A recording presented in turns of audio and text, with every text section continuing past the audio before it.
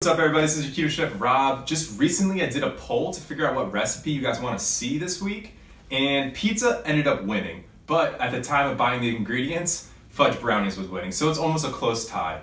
And I decided to make these awesome Fudge Brownies. I'm really excited to show you guys what we can do with these brownies. They're so fudgy and delicious. Let me show you how we do it. Let's do this.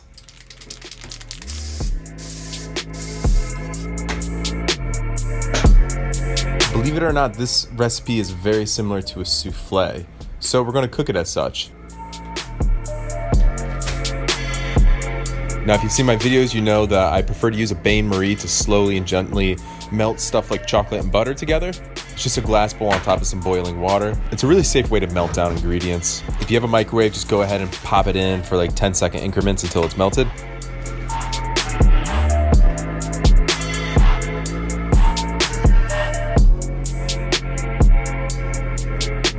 We're gonna whisk the eggs until they've just about doubled in volume. We're gonna let the chocolate melt. We're gonna do them both at the same time because they take about the same amount of time, about 3 to 5 minutes of whisking and melting.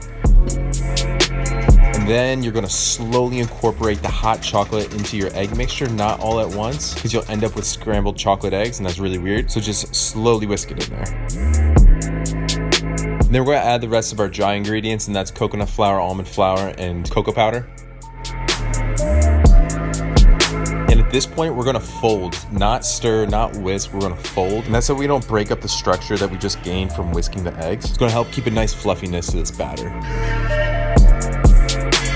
And go ahead and use a loaf pan. I'm choosing to use these little cake tins. I'm greasing this cake tin with macadamia nut oil because it's gonna give it an awesome flavor on the outside of these. And it's gonna keep it from sticking.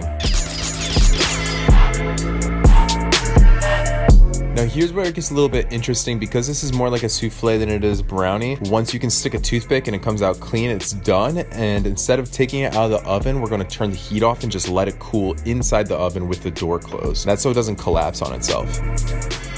When these are done, these things resemble the cake in a whoopie pie. So I'm actually gonna make my own. I mean, this recipe kind of turned into its own thing at the very end. Cream cheese, coconut cream, and sweetener. I'm using swerve. I'm making a simple icing.